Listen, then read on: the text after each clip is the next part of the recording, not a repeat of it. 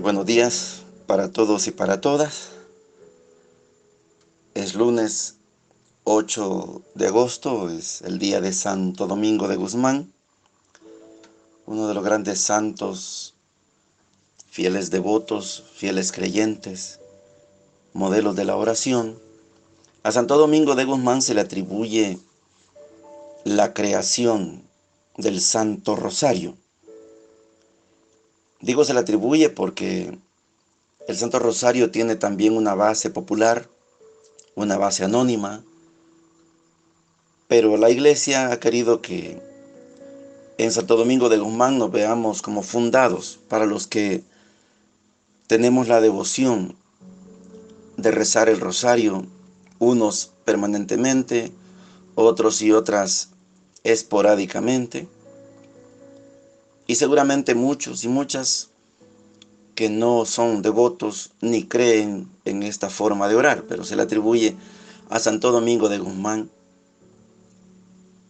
Y la Iglesia durante siglos, estamos hablando del siglo XIII hasta acá, son 700 años, 800 años y un poquito más para los que creen que esto surgió como una devoción popular. El Santo Rosario se ha convertido en un método de evangelización. Es imposible que alguien que reza el rosario o alguien que escuche rezar el rosario no sepa que los misterios que están rezándose, que están venerándose, que están meditándose, no tengan que ver con la Sagrada Escritura, concretamente con los Evangelios. Primer misterio de dolor, Jesús es condenado a muerte. Primer misterio de gozo, el ángel se le aparece a María. Primer misterio de gloria, es decir, hoy tenemos luminosos. Todo lo que se dice en el Santo Rosario tiene una fuente bíblica. Vaya pues nuestra admiración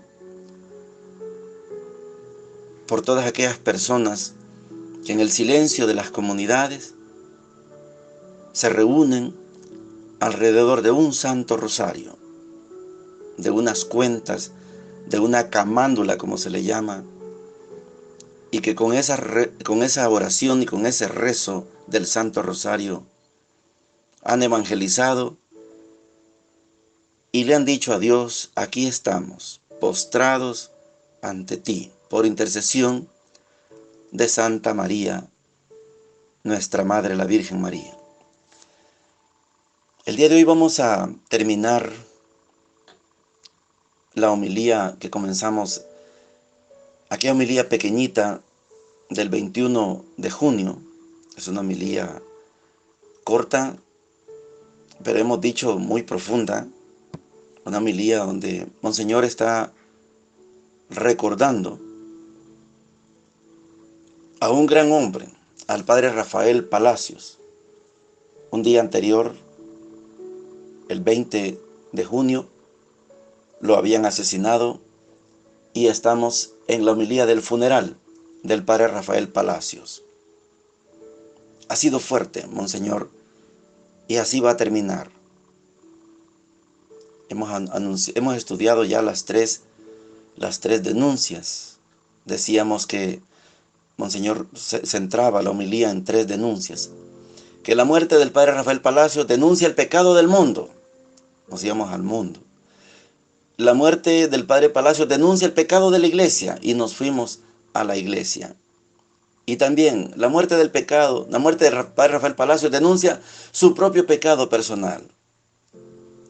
Y hoy, en este día, vamos a escuchar el mensaje de Monseñor sobre una revelación del misterio de la fidelidad a Dios. ¿Quién es fiel a Dios? Dios es fiel con él. De esto vamos a escuchar hoy en esta homilía de Monseñor Romero, 21 de junio de 1979. Oigamos a Monseñor. Y en vez de instalarnos en una comodidad que no quiere la evolución en la vida de la iglesia, tener el valor de seguir a aquellos que se preocupan por estar al día en esa voz de la iglesia y no condenarla, no calumniarla, no dudar de ella. La corrección fraterna sería lo primero. El amor, la denuncia hecha con amor aún dentro de la iglesia nos es necesaria, pero jamás dar la mano al enemigo para poner en sus manos tal vez el arma que después acabará con los miembros queridos de nuestra iglesia. Es hora de reflexionar sobre el pecado de la iglesia, que todos lo podemos cometer, y porque el que denuncia tiene que estar dispuesto a ser denunciado.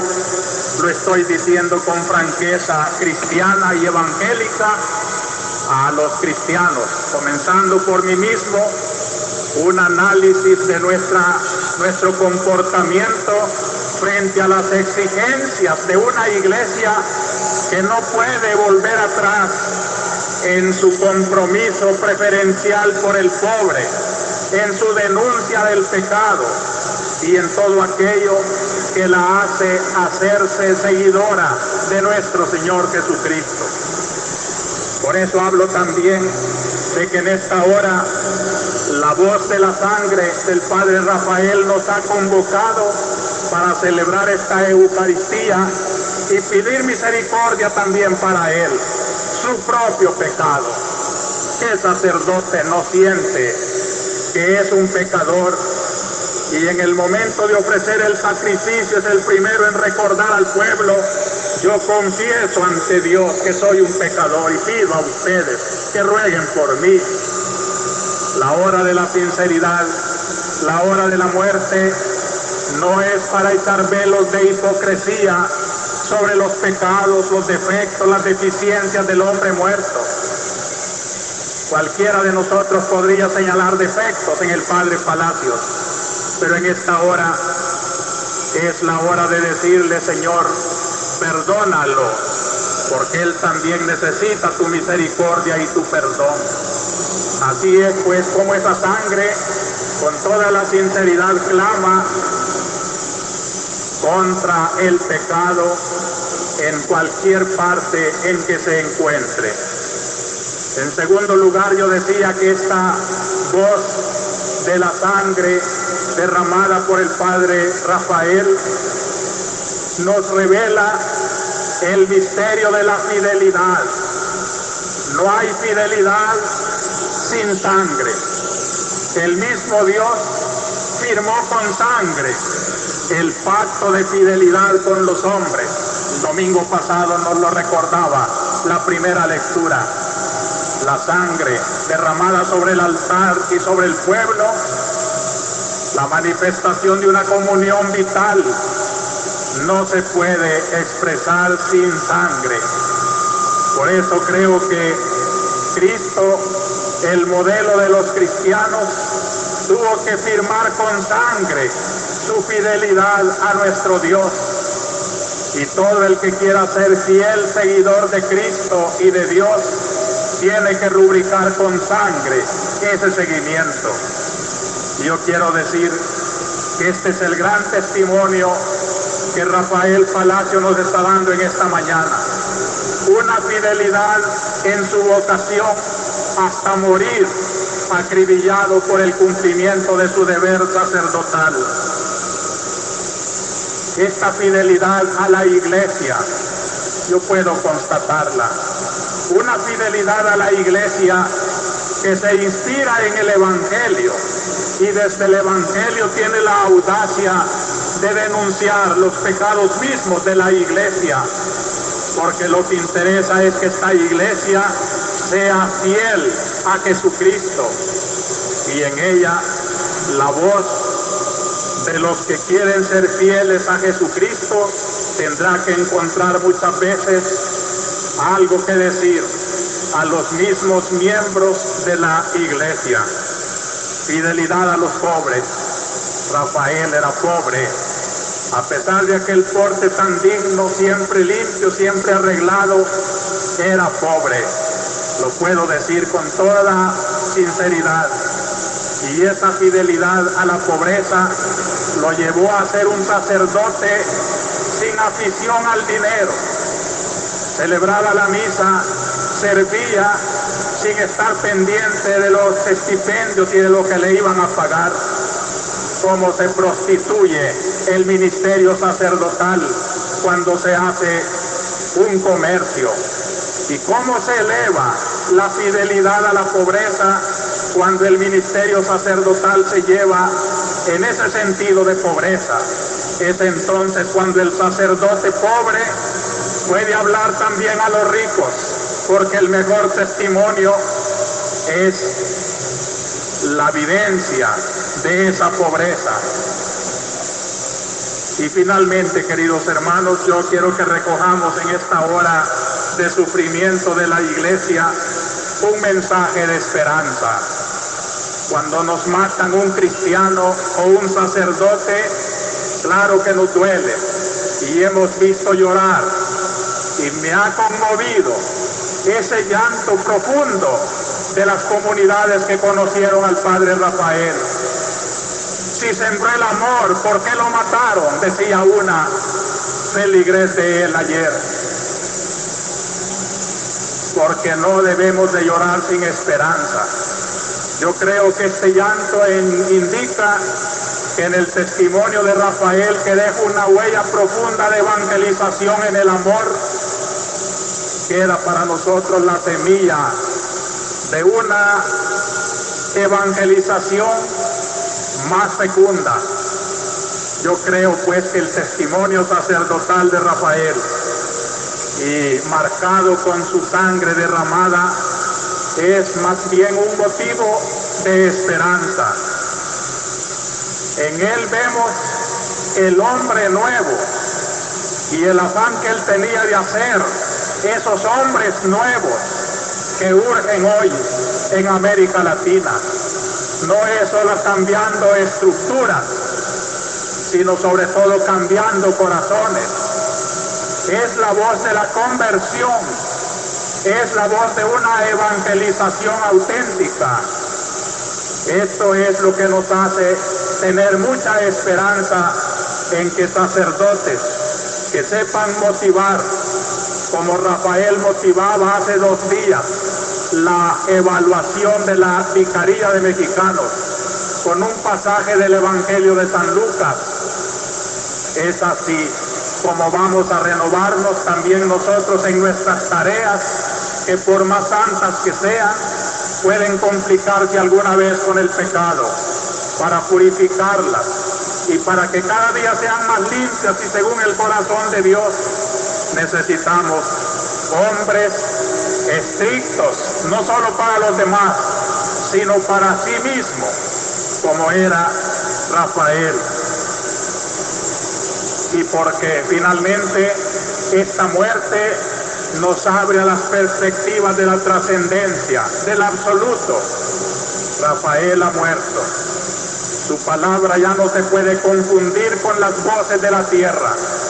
Y si la calumnia o la mala comprensión quiso confundirlas con esas voces que solamente buscan la liberación de la tierra, ahora, cuando a la luz de su muerte podemos comprender que su mensaje nos eleva más allá de la historia y de las realidades de la tierra.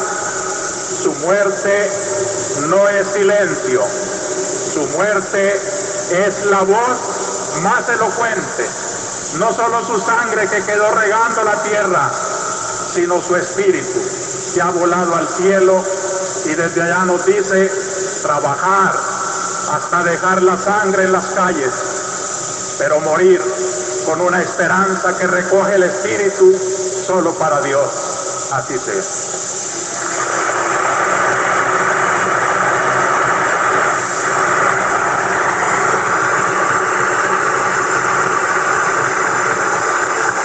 Se puede poner de pie para la oración de los fieles.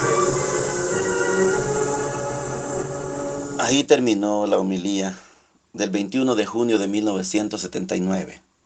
Es fuerte la homilía, es recomendable para poderla seguir escuchando, porque Monseñor Romero, lleno del Espíritu Santo, le encontró un sentido a esa muerte del padre Rafael Palacios. El sentido cristiano. Quien muere, vive para Dios. Nos encontramos en la segunda parte de su programa La Misión del Evangelio.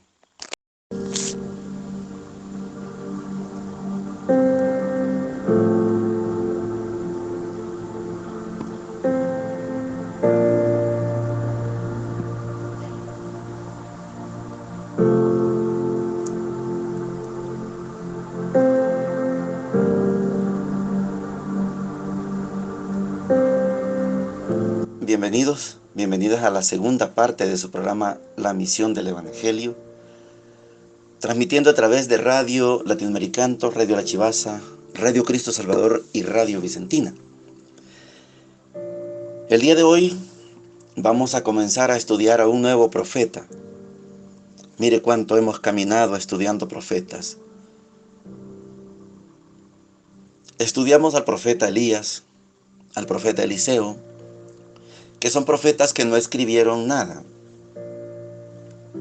Lo que conocemos de ellos está escrito en el libro de los Reyes, en los libros de las Crónicas y las referencias que hacen los demás escritores. Después comenzamos con el profeta Amós, el profeta Oseas, Isaías, Miqueas, Jeremías y hoy estamos con Ezequiel. Antes de leer el texto que corresponde al día de hoy en el capítulo 1, quiero hacerles algunas referencias de quién es este Ezequiel y en qué momento habla Ezequiel.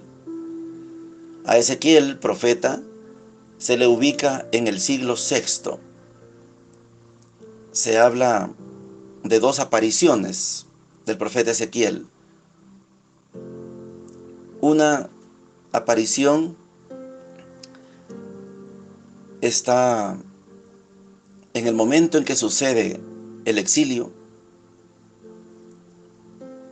El primer periodo de Ezequiel puede ser en el año 592 al 585. Recordemos que el exilio fue en el año 586. O sea, un año después termina el primer periodo del profeta Ezequiel. Y después hay otra aparición de Ezequiel ya en el año 572. Y la vuelta a Jerusalén será en el 538. El libro tiene 48 capítulos y la mayoría de esos capítulos fueron escritos por Ezequiel. Habrá unos cuantos capítulos que son agregados por el sentido que tiene esto. ¿Cómo se le puede llamar al libro de Ezequiel? Los críticos le ponen a este libro de Ezequiel el libro de una teofanía grandiosa. El libro donde se expresa la manifestación de Dios. Eso es teofanía. Una manifestación de Dios. Una manera como Dios se aparece. Los hebreos están siendo castigados, desterrados y Dios les va a decir: les pase lo que les pase, yo voy a estar con ustedes. Y el profeta Ezequiel se encargará de decirles: también ustedes estén conmigo, porque este es el pacto, esta es la alianza. Yo voy a estar con ustedes. Veamos si ustedes también van a estar conmigo. En medio de ese sacrificio de ser llevados por la fuerza a un país extraño, el profeta primero saca palabras de denuncia y después palabras de consuelo. ¿Qué hace el profeta Ezequiel? Primero, denunciar las maldades de la idolatría, de la deshonestidad. Pero también les va a decir: el Señor es fiel. Él hará cosas maravillosas en ustedes. Pero recuerden la alianza. Dios es nuestro Dios. Seamos nosotros pueblo de Dios. Y al revés, nosotros somos pueblo de Dios, pero que Dios sea nuestro rey, nuestro jefe, que sea nuestro Dios. Hay una última resonancia que quiero tomar para los que han estado desde el principio que estudiamos los profetas. Hemos de hablar que el profeta Isaías, que solo hemos estudiado al proto Isaías, al primer Isaías, nos falta el segundo y el tercer Isaías. El Isaías que hemos estudiado es un profeta de la misericordia divina. Por muy mal que se porte el pueblo, Isaías presenta a un Dios que está presente, un Dios que está con su misericordia presente. El profeta Jeremías era el profeta de la venganza. Pagarán por todo esto. Ese era Jeremías. Yo les decía que por eso prefiero, y es mi favorito, el profeta Isaías, aunque Jeremías es enérgico, profético, denunciante, sí, pero yo prefiero a ese Dios que presenta Isaías, que toda la vida está hablando de misericordia. Aunque el pueblo se porte mal, Dios siempre es bueno. Entonces Ezequiel resume las dos actitudes. Ezequiel puede ser el profeta de la venganza y el profeta de la misericordia. Les invito para que leamos el texto que corresponde al día de hoy, porque vamos a ver cómo se enfoca el profeta Ezequiel al ver que este pueblo está cayendo a pedazos y se lo van a llevar al exilio. Ezequiel, capítulo 1, versículos del 2 al 5 y del 24 al 28 dice lo siguiente. El año quinto de la deportación del rey Joaquín, el día 5 del mes cuarto, vino la palabra del Señor a Ezequiel, hijo de Buzi, sacerdote en tierra de los caldeos, a orillas del río Quebrar. Entonces se apoyó sobre mí la mano del Señor, y vi que venía del norte un viento huracanado, una gran nube y un zigzagueo de relámpagos, nube nimbada de resplandor, y entre el relampagueo como el brillo del electro. En medio de estos aparecía la figura de 4 seres vivientes, tenían forma humana, y oí el rumor de sus alas, como estruendo de aguas caudalosas, como la voz del Todopoderoso cuando caminaba. Griterío de multitudes, como estruendo de tropas. Cuando se detenían, abatían las alas. También se oyó un estruendo sobre la plataforma que estaba encima de sus cabezas. Cuando se detenían, abatían las alas. Y por encima de la plataforma que estaba sobre sus cabezas, había una especie de zafiro en forma de trono. Sobre esta especie de trono sobresalía una figura que parecía un hombre. Y vi un brillo como de electro, algo así como fuego que lo enmarcaba. De lo que parecía su cintura para arriba y de lo que parecía su cintura para abajo, vi algo así como fuego. Estaba nimbado de resplandor. El resplandor que lo nimbaba Era como el arco que aparece en las nubes cuando llueve. Era la apariencia visible de la gloria del Señor. Al contemplarla, caí rostro en tierra. Palabra de Dios. Te alabamos, Señor. El profeta Ezequiel tiene al menos dos ventajas. La primera, está viviendo el exilio, está viviendo la destrucción del sueño de tener una tierra prometida. Se les está acabando a los israelitas, se les está acabando la tierra prometida por culpa de los líderes, por no hacerle caso a Dios a través de sus profetas. La primera ventaja, hemos dicho, porque los profetas son verdaderos analistas de la realidad. Están viendo la realidad y Dios les inspira y les dice qué es lo que está pasando y qué es lo que va a pasar. Primera ventaja que tiene el profeta Ezequiel. Segunda ventaja es que tiene una serie de libros y una serie de experiencias de otros profetas anteriores. No es poca esa ventaja. Por eso Ezequiel puede hablar con propiedad. Y lo que tenemos hoy en esta lectura es la escena del juicio. Ahí está todo. Un trono de zafiro. Ahí están los 4 seres vivientes que tienen alas. Son ángeles. Y allí se va a sentar el que va a juzgar. Esta lectura de Ezequiel fue tomada como base para San Juan para que escribiera después el libro del Apocalipsis. Habrá un día en que Dios se va a sentar y va a hacer el juicio. Mañana, primero Dios, vamos a seguir estudiando al profeta Ezequiel. Maravilloso tener una experiencia de lectura con el profeta Ezequiel, analista de la realidad, experto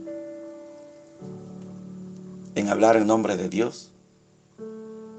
Y lo que nos va a decir nos va a servir también a nosotros y nosotras en estas reflexiones. El Evangelio de hoy está tomado de Mateo capítulo 17, versículos del 22 al 27. Y dice lo siguiente.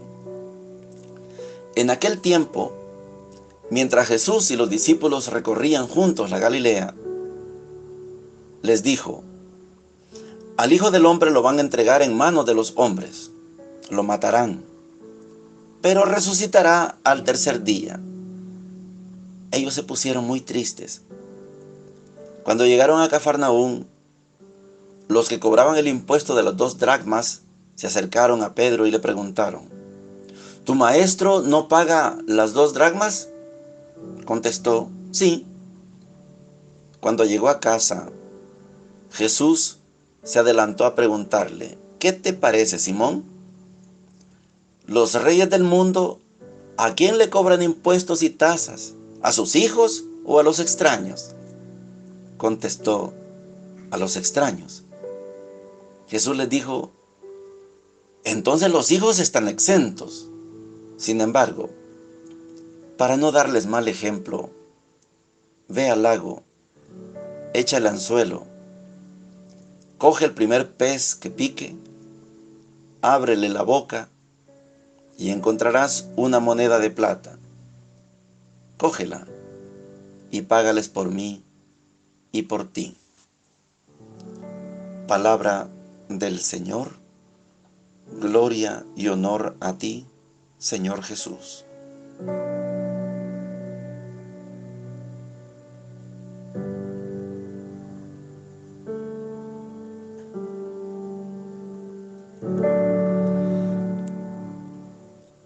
¿Qué realidad la que nos presenta el Evangelio de Mateo, capítulo 17? Jesús está anunciando, es la segunda vez que lo hacen. La primera fue en el capítulo 16 y Pedro le dice: no puede pasarte eso a ti. Y Jesús le dice: apártate de mí, Satanás. Esta es la segunda vez. que él anuncia que al Hijo del Hombre lo van a entregar en manos de los hombres, lo matarán, pero resucitará al tercer día. Los discípulos se ponen tristes y en Cafarnaúm la preocupación de la gente común y corriente es: ¿el maestro paga los impuestos o no? Pedro dice sí, hay que pagar 2 dracmas. En el tiempo de Jesús circulaban 2 monedas. La dracma era la moneda de intercambio en el templo de Jerusalén. Ah, ¿querés participar del culto? Bueno, paga 2 dracmas, 2 monedas. Ah, ¿querés ofrecer sacrificio? Bueno, aquí te vendemos el toro, la oveja, el cabro, el pichón, la palomita. Aquí, ¿con qué se paga? Con dracma, la moneda del templo. Esa finanza la manejaba el Sanedrín. 2 dracmas para participar. La otra moneda es el denario. Usted trabajaba todo un día y le daban un denario. Y Roma cobraba el impuesto en denario, no en dracma. Por eso el denario llevaba la figura del César. Y entonces Roma le cobra los impuestos porque Roma es el imperio, y como yo te cuido, y como yo te voy a hacer justicia, y como yo, entonces me tenés que pagar en denario. Bonita la figura del cobro. Jesús dice: ve y paga. Ve al lago. En el lago, como la dracma era una moneda, como el centavo, parecido al centavo, cualquiera ya no lo recoge, mejor lo bota. Y algunas veces los pescaditos de ese lago se tragaban esa moneda. Es una figura, una explicación de por qué el pescado va a tener esas monedas. No es que Jesús sabía que un pescadito tenía las monedas, no. Cualquier pescado se tragaba una moneda de las que quedaban a la orilla del lago. Pero denarios no, denarios lo manejaban de otra manera. Voy a despedirme sabiendo que no agotamos este texto de hoy, pero quiero dar una pequeña referencia. Escogimos una canción que se la quiero dedicar a Colombia. Ayer tomó posesión el presidente Petro, primer presidente de izquierda allá en Colombia, en la historia. Primera vez. Hay una gran expectativa en el presidente Petro. Ayer declaró 10 compromisos. Yo le quiero desear lo mejor al presidente Petro.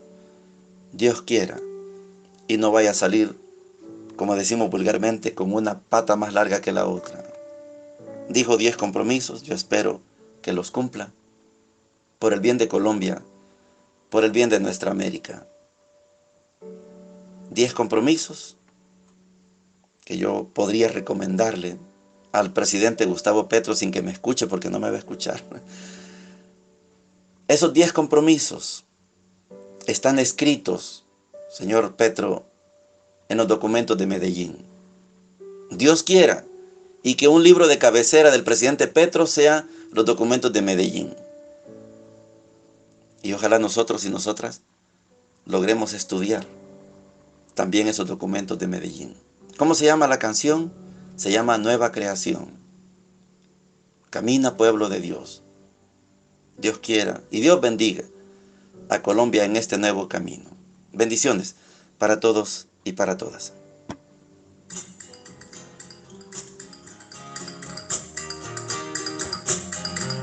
Camina, pueblo de Dios, camina, pueblo de Dios, nueva fe, nueva alianza, en la nueva creación. Camina, pueblo de Dios, camina, pueblo de Dios. Mira allá en el Calvario, en la roca hay una cruz, muerte que engendra la vida, nuevos seres, nueva luz. su muerte y resurrección, todas las cosas renacen en la nueva creación. Camina, pueblo de Dios, camina, pueblo de Dios, nueva ley, nueva alianza, en la nueva creación. Camina, pueblo de Dios, camina, pueblo de Dios.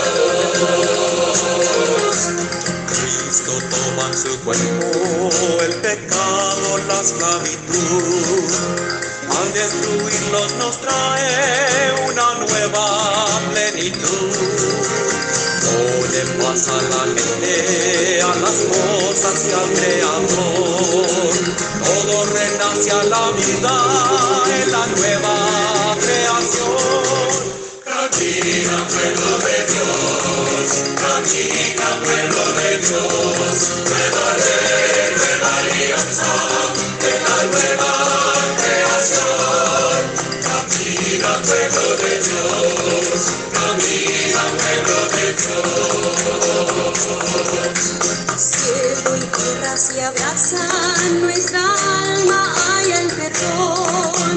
Vuelven a abrirse los cielos para cada pecador. Israel peregrino, ven y canta tu redención. Hay nuevos mundos abiertos en la nueva creación. Camina, pueblo de Dios, camina.